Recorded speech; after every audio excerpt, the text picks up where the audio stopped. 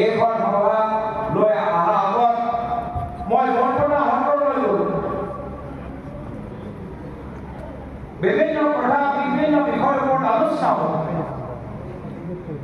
আৰু এটা কথা মই বিভিন্ন সত্ৰত সোমোৱাৰ পিছত মই নিজে দেখিছোঁ অধ্যয়ন কৰিছোঁ যে আমাৰ অসমৰ মূল ধন আমাৰ সত্ৰৰ আজি আৰ্থিক পৰিস্থিতি ইমান ভাল নহয়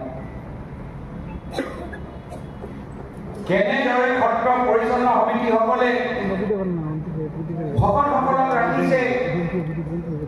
কেনেদৰে সৰু সৰু সত্ৰত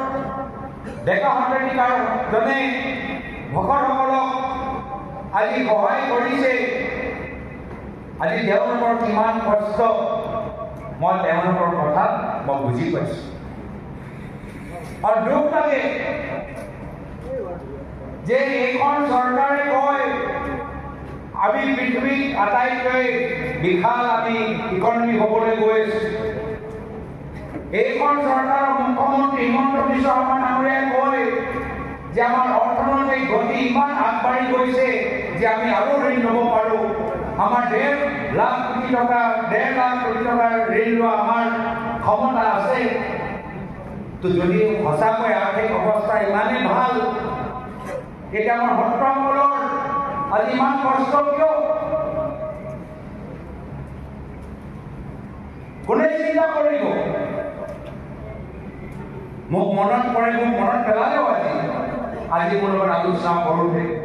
যে কেনেদৰে আমাৰ প্ৰয়াত তৰুণমুখদেৱৰ দিনত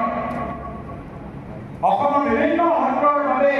আমি বিশেষভাৱে আমি কিছু পদক্ষেপ লৈছোঁ ভকতসকলৰ বাবে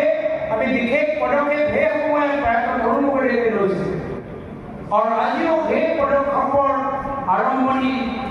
বা আৰম্ভ কৰাৰ বাবে আজিও ভকতসকলৰ আজি সুবিধাখিনি পাই আছে যিখিনি কাম আমি প্ৰায় তৰুণমুখদেৱৰ দিনত কৰিলোঁ বৰ্তমান চৰকাৰে কৰিব পৰা নাই মন্ত্ৰী বিধায়কৰ কম সম্পত্তি হৈছে নেকি মন্ত্ৰী বিধায়কৰ কিমান বাগান হৈছে কিমান ৰিজৰ্ট হৈছে ক'ত ক'ত তেওঁলোকে মাটি লোৱা নাই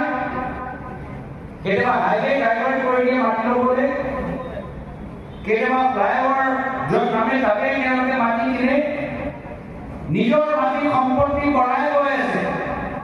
তো সত্ৰসকলক তেওঁলোকে সহায় কৰিব পৰা নাই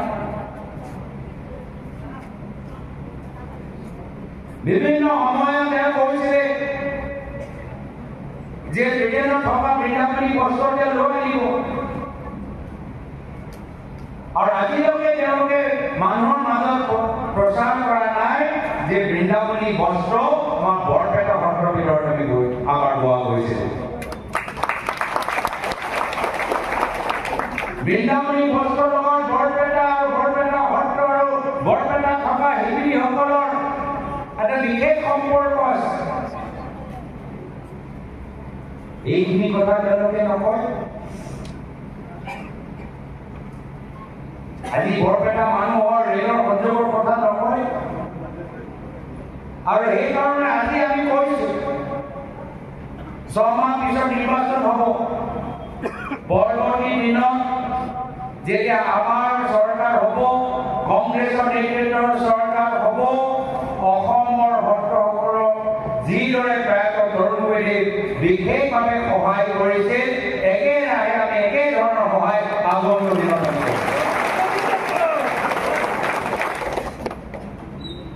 যি ধৰণৰ বিশেষ গুৰুত্ব দিছে একেৰাহে পৰৱৰ্তী দিনৰ অসমৰ সত্ৰসকলৰ মন্দিৰসকলৰ আমি একে চকুৰে একে গুৰুত্ব আমি দিম